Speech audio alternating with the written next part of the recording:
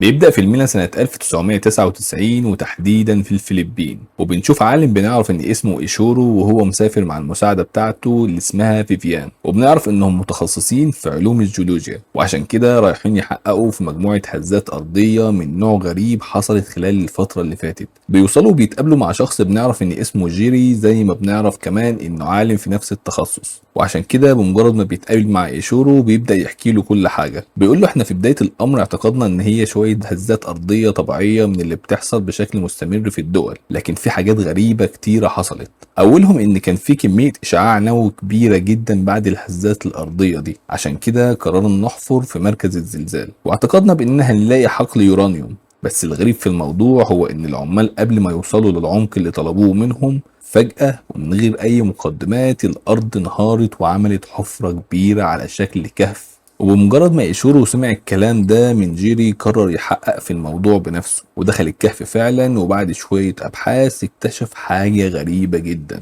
وهي إن الكهف ده عبارة عن هيكل عظمي لحيوان عملاق، وواضح كده عدى عليه آلاف السنين. بس الخطير في الموضوع يا صديقي هو إن الحيوان ده كان سايب بيضتين وواحدة منهم مكسورة، وده بالنسبة للعلماء ما كانش ليه غير تفسير واحد، وهو إن واحد من سلالة الحيوان ده كسر البيضة وخرج، وده طبعا معناه إن كوكب الأرض بقى كله تحت التهديد. بنسيب الفلبين وبننتقل بالأحداث لليابان، وهناك بنشوف جو مهندس الطاقة النووية الياباني وهو بيتكلم في التليفون مع صديق ليه بنعرف إن اسمه تاكاشي. بيقول له خلي بالك من القصة اللي حصلت في الفلبين عشان موجودة دلوقتي في اليابان برضه، وده مؤشر خطير. وبعد المكالمة بنلاحظ القلق على ساندرا مرات جو، واللي بنعرف ان هي شغالة معاه في نفس المجال، لكنهم بيحاولوا على قد ما يقدروا ما ينقلوش القلق ده لابنهم فورد، وعشان كده بيوصلوه للمدرسة وبعدها بيروحوا للمعمل اللي هم شغالين فيه. بيوصلوا للمعمل وبنلاحظ ان دكتور جو مقرر ان اليوم ده لازم يوصلوا فيه لاستنتاج مهم بخصوص الهزات الارضية اللي بتحصل في اسيا خلال الفترة اللي فاتت دي، خصوصا لانه كان متبني نظرية مختلفة عن باقي العلماء،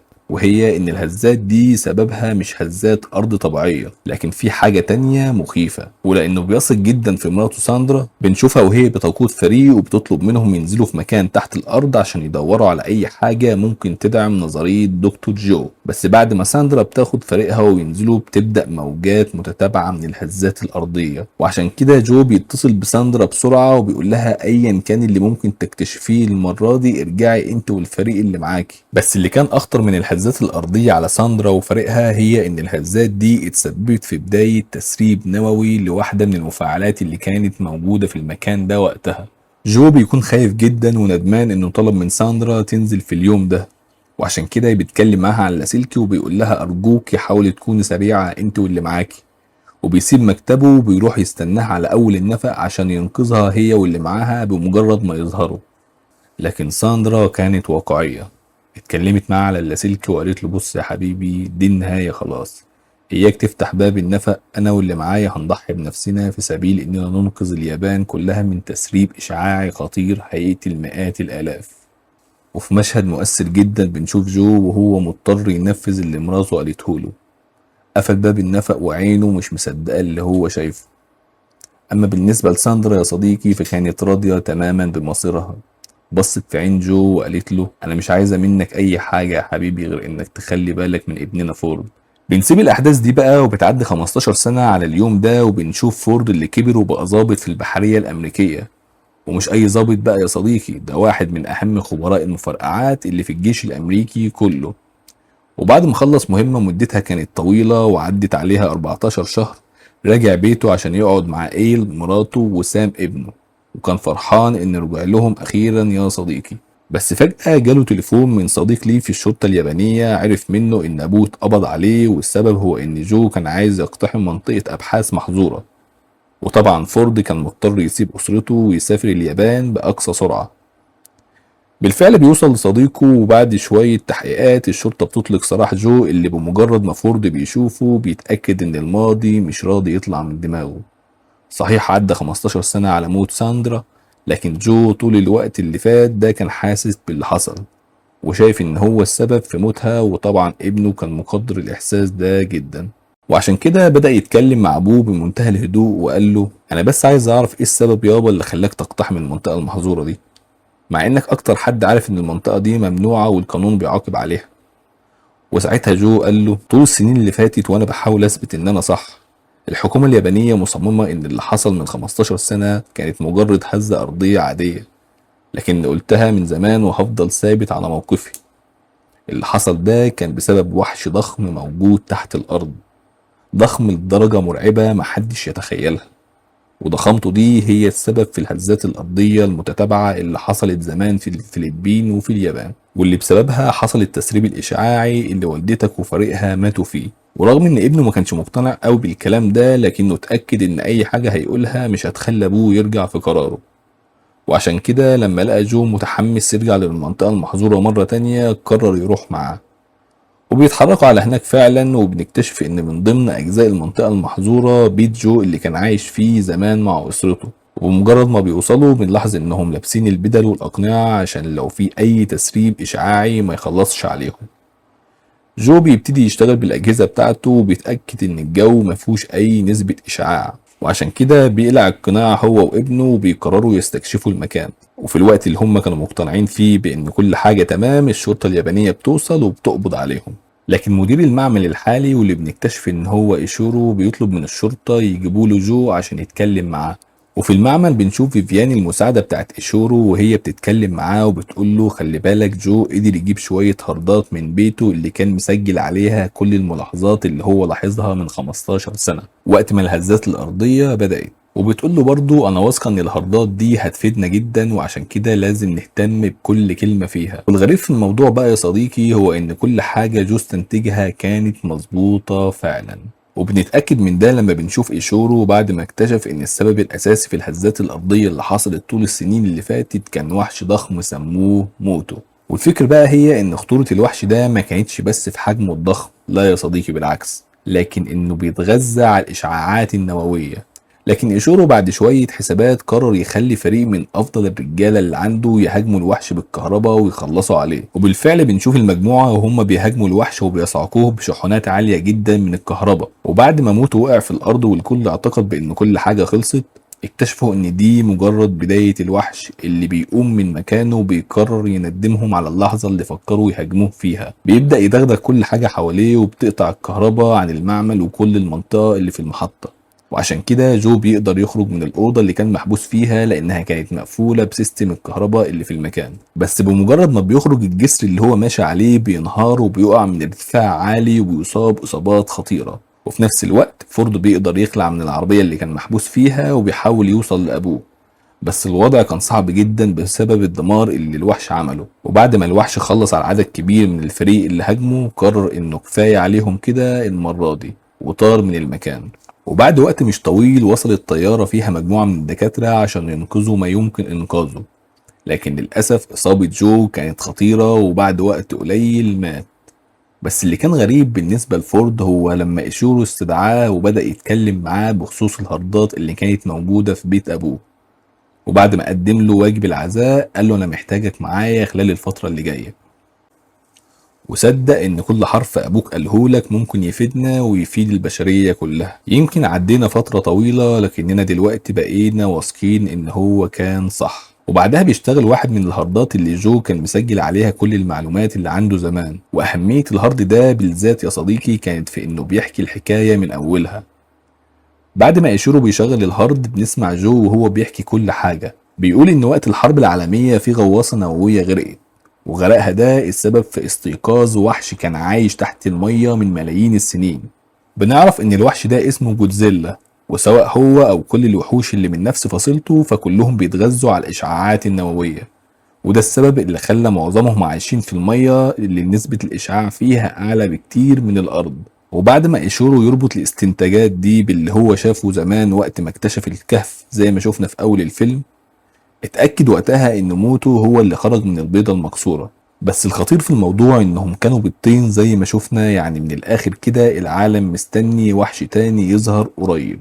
وطبعا كل ده بيفسر سبب وجود الوحوش بالتحديد في المعمل اللي جو كان شغال فيه، لانه بعد ما خرج من البيضة في المعمل ده انسب مكان يتغذى فيه على الاشعاعات. وبعد ما فضل موجود هناك سنين اتحرك، وده اللي تسبب في الهزات الارضيه اللي حصلت. وساعتها فورد بيتكلم مع ايشورو وبيقول له معلش يعني لو انتوا شايفين انكم اكتشفتوا وجود الوحش ده ليه ما خلصتوش عليه من زمان. وساعتها فيفيان بتقول له كميه الاشعاع النووي اللي الوحش ده اتغذى عليها كانت كبيره لدرجه ان لو حاولنا نخلص عليه هنتسبب في تلوث اشعاعي لعدد ضخم جدا من دول العالم. بعدها بتاكد له ان جو اتوقع الكلام ده من سنين طويله، لكن الحكومه اليابانيه كانت رافضه نظريته، وعشان كده بتقول لفورد يا ريت لو في اي معلومه ابوك قالها لك قبل ما يموت تعرفها لنا لانها اكيد هتساعدنا. وساعتها فورد بيقول لها جو كان شايف ان موتو بيحاول يتواصل مع وحش تاني من نفس الفصيله، لكن لحد ما مات ما قدرش يوصل للسبب.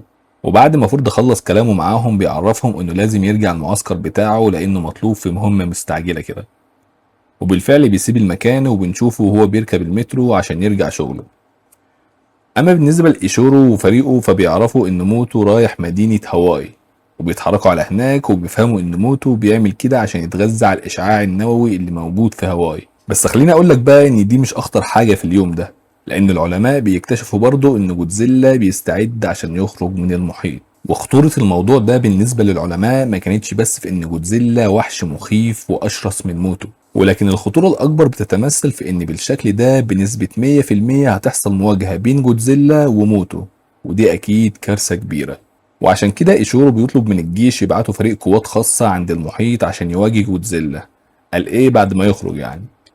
وفي نفس الوقت ده بنشوف فريق تاني وهم في مدينة هاواي عشان يواجهوا موتو، لكن موتو بيظهر فجأة وبيقدر يدمر كل اللي موجود حواليه. اما بالنسبه لجودزيلا بقى فبيخرج من المحيط بالفعل، ورغم انه ما كانش عدواني مع البشر بس كان ضخم كفايه عشان يعمل فيضان ضخم يرعب كل اللي موجودين وغرق عدد كبير منهم. ورغم ان القوات الخاصه ظهرت وبدات تضرب النار على جودزيلا بس ولا كانهم بيعملوا اي حاجه يا صديقي، وجودزيلا فضل مكمل في طريقه. وفي نفس الوقت ده بنشوف موتو وهو بيهاجم كل اللي حواليه، ورغم ان عدد كبير من الطيارات كانوا بيحاولوا يوقعوه بس برضه ما كانش فيه اي فايدة. خبط بجناحه في المترو اللي فورد كان موجود جواه وخلص على عدد كبير من الركاب، لكن فورد قدر ينقذ نفسه بأعجوبة. وبعدها بضربة جناح واحدة موتو بيقدر يوقع الطيارة وتسبب في انفجار ضخم. بس فجأة بتحصل المواجهة المنتظرة، المواجهة اللي كانت مخوفة العلماء ورعب كل سكان كوكب الأرض. وفي المكان اللي موتو كان موجود فيه بيظهر جودزيلا يا صديقي وبيبدأ يعمل صوت مخيف. بس الغريب وقتها ان موتو بيترعب وبيسيب مكانه وبيهرب بسرعة. بنشوف فورد بعدها وبيحاول يوصل لبيته في سان فرانسيسكو، لكن واحد من الجيش الامريكي بيتكلم معاه وبيقول له ان الحكومة الامريكية حذرت المواطنين من خطر الوحوش، وان غالبا المدينة اللي هتتعرض لمخاطر الوحش خلال الايام اللي جاية هي سان فرانسيسكو. وطبعا الكلمتين دول بيخوفوا فورد على عيلته جدا. اما بالنسبه لايشورو فبيستنتج كارثه، وهي ان موتو ما كانش بيتواصل طول الفتره اللي فاتت دي مع جودزيلا، واكبر دليل على كده هو انهم كانوا هيدخلوا في معركه مصيريه ضد بعض. يعني من الاخر كده موتو بيحاول يتواصل مع وحش تاني غالبا من نفس فصيلته. وساعتها بس ايشورو بيفتكر البيضه التانيه اللي لقوها زمان وبدا يدور على المكان الحالي للبيضه دي لحد ما اكتشف ان امريكا اخدتها من سنين. بس المصيبة إن هم حطوا البيضة دي جنب مكان فيه مخلفات نووية. وانت دلوقتي بقى يا صديقي مش محتاج أقولك إن دي أسوأ مكان ممكن البيضة تتحط فيه، لأن الوحش اللي جوه البيضة بالشكل ده بقى خلاص جاهز للخروج بعد ما اتغذى الغذاء اللي يكفيه لسنين. وبالفعل الوحش بيخرج من البيضة وبنكتشف إن هي أنثى، وبنستنتج وقتها إن موتو كان بيحاول يتواصل معاها لأنهم في موسم التزاوج. بس المشكلة إن الأنثى بتوصل للمدينة وبتدمر كل حاجة قابلتها في طريقها، وبتفضل هي وموتو يدوروا على أي مصدر للإشعاع النووي عشان يتغذوا عليه. وساعتها الجيش الأمريكي بيوصل لخطة، وهي إنهم يحطوا رؤوس نووية على قارب في منطقة بعيدة عن السكان قريبة من شواطئ سان فرانسيسكو، وطبعا دي هتعمل على جذب الوحوش. والخطة ببساطة وهي إن الوحوش يروحوا للمكان ده عشان يتغذوا على الإشعاع اللي خارج من الرؤوس النووية، وساعتها الجيش الأمريكي يفجر الرؤوس النووية بالوحوش في المحيط، ويخلصوا كمان على جودزيلا اللي عايش في المحيط، والقصة كلها تنتهي. وساعتها ايشورو بيتكلم مع القادة وبيقول لهم انا عندي فكرة مختلفة، وهي ان احنا نعتمد على جودزيلا في انه يخلصنا من موتو والانثى بتاعته. وما تنسوش ان جودزيلا ما عندوش اي عداء مع البشر، لكن قادة الجيش الامريكي بيرفضوا الاقتراح ده. اما بالنسبة لفورد فبيرجع لمكان شغله وبيطلب من القادة بتوعه يخلوه ضمن الفريق اللي هيصنع الرؤوس النووية المستخدمة في المهمة. وبعدها بيتصل بمراته اللي بتكون هتموت من القلق عليه، لكن فورد بيطمنها على نفسه وبيقول لها ما تقلقيش خالص، خلال كام ساعة هكون عندك عشان اخدك انت وسام وابعدكم عن سان فرانسيسكو. وفي نفس اليوم ده بالليل بنشوف فورد وفريقه وهم واخدين الصاروخ النووي على قطر ومتجهين لمكان تنفيذ المهمة. بس في الطريق بتحصل حاجة ما كانتش تخطر على بالهم.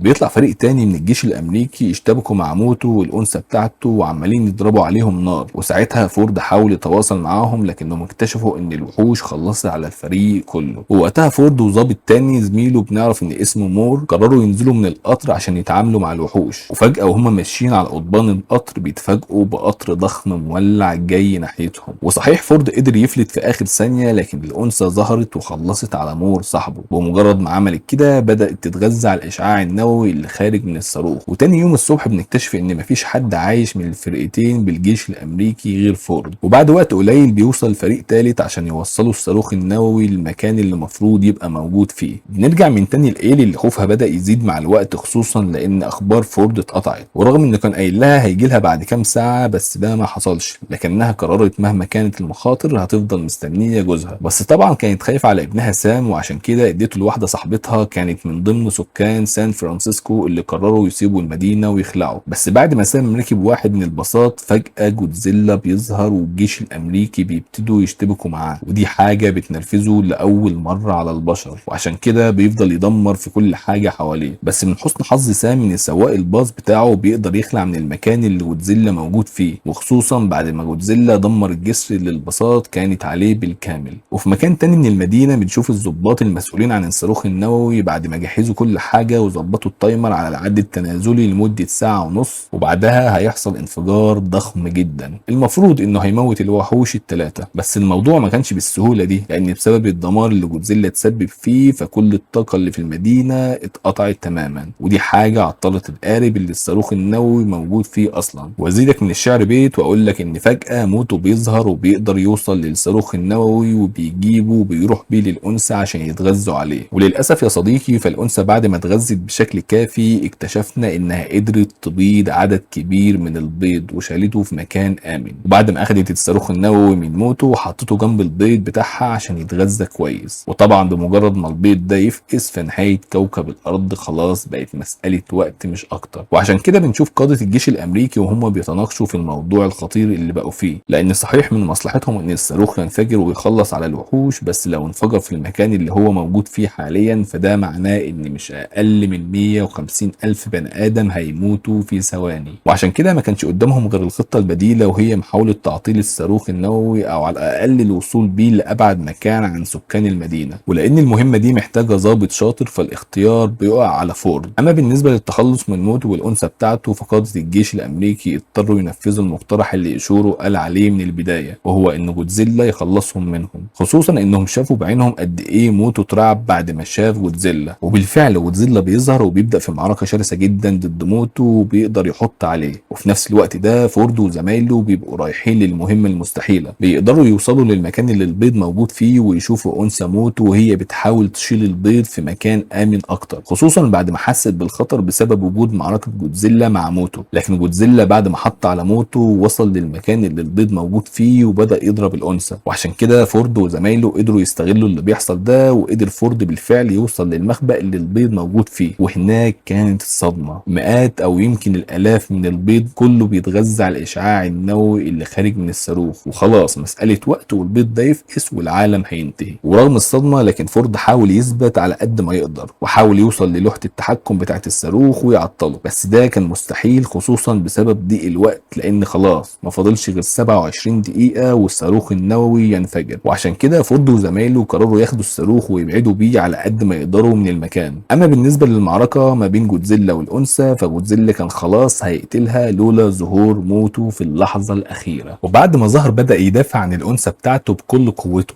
واتحدوا مع بعض ضد جودزيلا وقدروا يحطوا عليه. وطبعا المعركة عملت دمار كبير جدا في المكان اللي حصلت فيه. اما بالنسبة لفورد فبنشوفه وهو بيخاطر بحياته ورمى نفسه وسط النار حرفيا، لان بعد ما زمايله اتحركوا بالصاروخ هو عطل نفسه عنهم شوية وقدر يدمر العش وكل البيض اللي موجود فيه، عشان حتى لو هو وزمايله دفعوا حياتهم ثمن اللي بيعملوه فالاجيال اللي جاية بعدهم ما تعنيش لما البيض ده يفقس ويخرج الوحوش اللي جواه. بمجرد ما الانفجار ده حصل موتو والانثى بيجروا ناحية عش البيض بتاعهم، وهناك الانثى بتكتشف وجود فورد وبتقرر تخلص عليه لولا تدخل جودزيلا في اللحظة الأخيرة عشان نشوفه وهو بيضربها بالإشعاع بمنتهى القوة وبيوقعها. ورغم إنها كانت عايزة تكمل القتال ضده لكنها اكتشفت إن الجنود أخدوا الصاروخ النووي اللي يعتبر مصدر الغذاء الوحيد ليها هي وموتو، وعشان كده بدأت تطاردهم. وفي الوقت اللي موتو بدأ فيه معركة شرسة ضد جودزيلا وكان حاسس إن جودزيلا هو السبب في تفجيره مكان البيض، لكن جودزيلا استجمع كل قوته وقدر يخلص على موتو. في الوقت اللي فورد قدر يوصل فيه لمكان قريب من القارب، وهناك لقى زمايله مشتبكين مع الانثى، بس بمجرد ما الانثى اكتشفت وصوله وافتكرت انها شافته قريب من عش البيض قررت تخلص عليه. لكن جودزيلا بيظهر وللمره الثانيه بينقذ فورد بعد ما ضرب الانثى باشعاع في منتهى القوه وخلص عليها. بس ده ما كانش كفايه بالنسبه لفورد اللي كان خلاص فقد طاقته بعد كل المعركه اللي خاضها، وعشان كده وقع على الارض واليأس مليه، خصوصا ان خلاص ما تبقاش غير 13 دقيقه والصاروخ النووي ينفجر. بيفقد الوعي وهو متأكد ان دي اخر لحظات ليه في الحياة، ولكن بعد وقت مش طويل بيفوق وبيكتشف ان زمايله انقذوه من الانفجار في اخر لحظة. وتاني يوم بيشوف سكان المدينة وهم بيتفرجوا على جودزيلا اللي كان نايم تحت الحطام، والكل اعتقد انه مات، بس بعد ما قربوا منه اكتشفوا انه لسه بيتنفس. وبالفعل يا صديقي جودزيلا بيقوم من تحت الحطام وبيرجع تاني للمية، وكل سكان كوكب الارض بيبقوا شايفينه انه انقذ كوكبهم من كارثة حقيقية كانت هتحصل. اما بالنسبة لفورد فبيتقابل مع سام ابنه لكن بيفشل في انه يلاقي مراته، وعشان كده بيكون في منتهى الحزن. بس بعد وقت مراته بتظهر وفورد بيفرح ان اسرته لسه بخير. وبكده تكون رفعت الجلسة الاولى، واستنونا الجزء الثاني والثالث هعمله في اقرب وقت يا صديقي. ولو كنت وصلت للنقطة دي من الفيديو سيب لي ايموشن غوريلا عشان اعرف كم واحد وصل للنقطة دي، وما تنساش توصل الفيديو ده ل 5000 لايك لان ده بيفرق معانا في انتشار الفيديو. ما تنساش تخش على القناة وتشوف كل اللي فات. سلام.